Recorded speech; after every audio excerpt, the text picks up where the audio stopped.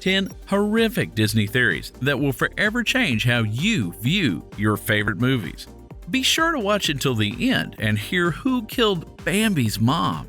First up, Carl was dead all along. In Pixar's 2009 movie Up, was Carl dead all along? One Redditor introduced the internet to one such theory. The concept of this theory is a bit sad, but it's one worth noting. In this theory, the Reddit user suggests that the old grump we learned to love, Carl, was actually dead for the majority of the film. In this theory, Carl has passed away sometime after his dearly departed wife, Ellie. After passing, Carl must make a final trip to the destination of his dreams, Paradise Falls, now guided by a young boy named Russell, who is portrayed as a wilderness explorer, trying to earn a merit badge for assisting the elderly. Instead, the theory suggests that Russell is in fact an angel who is trying to earn his wings. On their journey, the duo runs into Charles Muntz, who, in this fan theory, is a fallen angel and now hell-bent on bringing Carl with him to the underworld through the use of his pack of hellhounds. This fan's theory was a shocker to Disney and Pixar fans everywhere, especially when dissecting some of the dialogue, like when Russell tells Carl that he's gotta help him cross something. It really gets you wondering if there was a deeper meaning to the movie that we all loved. And then there's this one. Peter Pan is the angel of death. Up next on our list, we have an interesting idea that a fan raised about Peter Pan. In this scenario, the theory sees Peter Pan as being an angel of death, with his main intention of shuttling kids safely to Neverland, or heaven in this case. When you think about it, there is a lot of evidence to support this idea. Neverland is full of children who never seem to age. They stay the same age that they were when they sadly passed on to the next life. Even when angels are brought up, one of the first things mentioned is the concept of faith. Without faith, without believing Tinkerbell, Peter's trusted fairy is practically unable to function and provide him with her precious fairy dust that gives him the ability to fly from one world to the next. One last piece of evidence to support this is found when you take a look at the book called Peter and Wendy by J.M. Barrie, the book that Peter Pan was originally based on. In this book, it actually mentioned that there are other stories of children passing and being guided over to the other side. It's a heartwarming theory, but I would be lying if I said it didn't give me slight chills thinking about it. Nemo didn't survive the attack that killed his mother and siblings. Third on the list, we have another Redditor's fan theory, this time about finding Nemo. Similar to the last Pixar theory, in this concept, our lost buddy Nemo was, in fact, dead the entire time. From the very beginning of the film when his mother and siblings were so tragically attacked. This fan goes on to theorize that this movie is an allegory of the journey of a father through each stage of grief. We have denial, which we can see when Marlin won't allow Nemo to go to school early in the film because he didn't see it as being safe. Stage 2 was anger, seen when Marlin scolded Nemo for stepping outside of his father's control and went towards the boat. Anger is often followed by bargaining, which is more or less apparent when Marlin agrees to have a traveling partner with amnesia help him to look for his now lost son. Marlin then moves on to despair when he watches his son get torn through a drain in the dentist's office. Marlin finally reaches the last stage of acceptance when he learns to let go of Nemo and let him be a kid without coddling him. The kicker here is finding out that Nemo is Latin for nobody. Now I wonder if you've thought of this one. The gargoyles are hallucinations. The Hunchback of Notre Dame came ringing into our hearts in June of 1996. In the movie, we see our hero, Quasimodo, being terribly mistreated for looking different. Quasimodo is inevitably kept by his evil master, Claude Frollo, and locked in the bell tower of Notre Dame for years with no interaction with humans aside from Frollo. A fan believes that this period of solitary confinement was too much for our hero to bear, and that the level of isolation led to a break in his psyche. Quasimodo's mind simply locked onto 3 stone gargoyles and made 3 very different but equally humorous friends for himself. The fan goes on to explain that the gargoyles are never seen coming to Quasimodo's aid when he is being abused by Frollo. Is this because they are, in fact, just stone statues that the church had built for decoration? Now here's a theory that digs even deeper. Captain Hook murdered Ariel's mom. Taking up the 5th slot on our list today is The Little Mermaid, Ariel's Beginning. This prequel to The Little Mermaid was released in 2008, and with its release, it brought a lot of questions. In the film, we see a terrible tale unfold before our eyes in the form of Queen Athena, Ariel's mother, meeting her demise by a pirate invasion.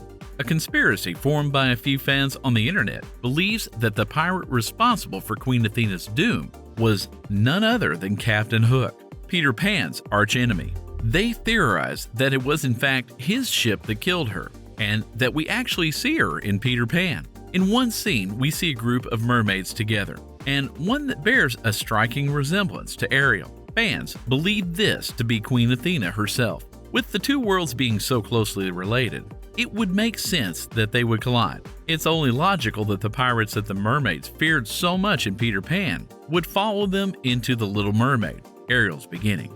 Aladdin's post-apocalyptic future. Robin Williams won everyone's hearts over when he brought the big, lovable blue genie to our screens in the 1992 debut of Aladdin. But did he also bring some information about Aladdin that most of us missed? One fan has broken down some shocking information for the internet to dive into. Was Aladdin actually in a post-apocalyptic future? When Genie first comes pouring out of the lamp-shaped prison, he makes the statement that 10,000 years will put a crick in the neck, leaving us with the information that he had been trapped for 10,000 years. Here's where it gets interesting.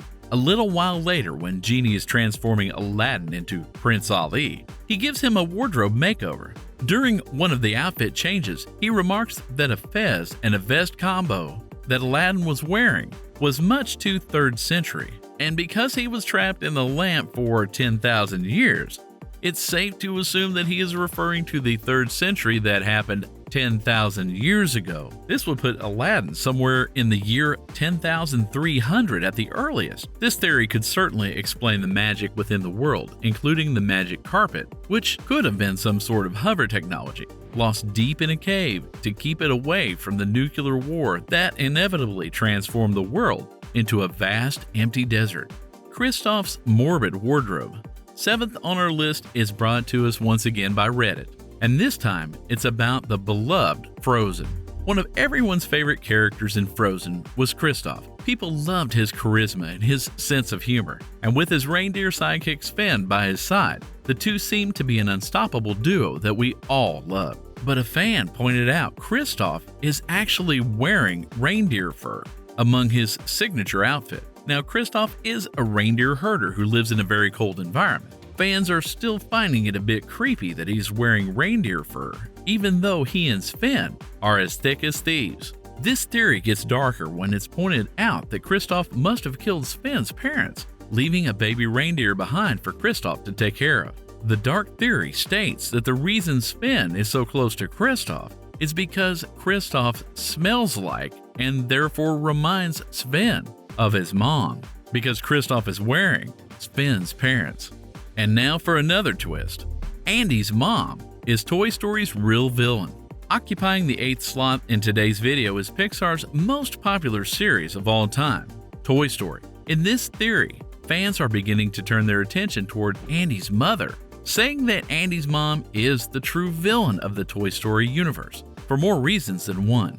At first glance, she seems to be the cause for all the toys' catastrophic experiences. Small and maybe unnoticed scenes, unless you look closely, all point to the main character's mother as the cause of problems. In the first Toy Story, she makes a rule for her son saying that he can only bring one toy with him to Pizza Planet, which causes a fight between Woody and Buzz that ultimately results in them getting taken to the evil child next door, Sid. In the sequel, Toy Story 2, Andy's mom also attempts to sell Wheezy in a yard sale.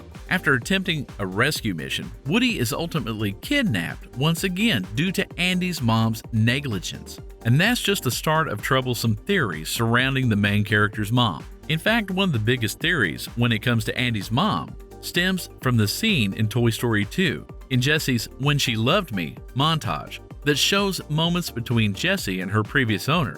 Emily, before being tossed aside when Emily grew out of the cowgirl phase. Many fans are thinking that the cold-hearted Emily is, in fact, Andy's mother. Ever since the first film, we have seen Andy wearing an adult version of not Woody's brown hat, but Jesse's red one, which is interesting because there was no mention of Jesse until Toy Story 2. Plus, we see Emily wearing the same red hat in Jesse's montage. Why would Andy have that hat unless it once belonged to his mom, Jesse's former owner? Was it really Andy's mom who abandoned Jesse all those years ago? It seems clear why Toy Story fans are upset with Andy's mom. Try and wrap your head around this one. Anna and Elsa's parents were actually mauled to death by a leopard. Our second to last theory is one of my favorites. This one sees a comparison between Tarzan and Frozen. Fans have noticed multiple similarities between the story of Elsa and Anna's parents and the pair that meet their demise to Sabor, the leopard. The parents of the Frozen duo seemingly met their doom while sailing the seas when their ship caught fire and went down in the waves. This lines up with the opening sequence in Tarzan, when we see the parents of the jungle man fleeing from a ship that is ablaze in the middle of the ocean. Only in this case, the pair made it to the lifeboat and eventually to shore. It was there that the two built a treehouse for the small family to live in before being found by Sabor. After looking at a picture that we see of Tarzan's parents and comparing it to the likeness of the king and queen in Frozen, the resemblance markedly is there. This would also explain Tarzan and Elsa both being so in tune with the nature that surrounds them. Well, you did it. You made it to our very last one on the list, so you get to find out who killed Bambi's mom. Gaston killed Bambi's mom. Finally, we find ourselves at another small crossover. This time it involves the beloved Bambi and the ever-popular Beauty and the Beast. Did Gaston kill Bambi's mother? Some fans believe he did, and they have evidence to back it. Some say that it's confirmed that Gaston is the hunter that ultimately kills Bambi's mother in the heartbreaking opening moment. At the beginning of Beauty and the Beast, we see a deer drinking from a stream, and many believe this deer to be Bambi's mother. They say that this is a scene right before the hunter kills her. They also point out that the birds we see in the opening scene of Beauty and the Beast is taken from Bambi as well. Fast forward a bit into Beauty and the Beast during the song Gaston. He claims to use antlers in all of his decorating and reveals mounted deer heads over his shoulder. Fans claim that this was the animator's way of implying that Gaston killed Bambi's mother. Whew, what a list! You know, there are endless fan theories floating around the internet. If we missed your favorite one, be sure to let us know. That's all, Disney fans. Let us know what you thought of this video in the comments, and like and subscribe for more magically packed videos.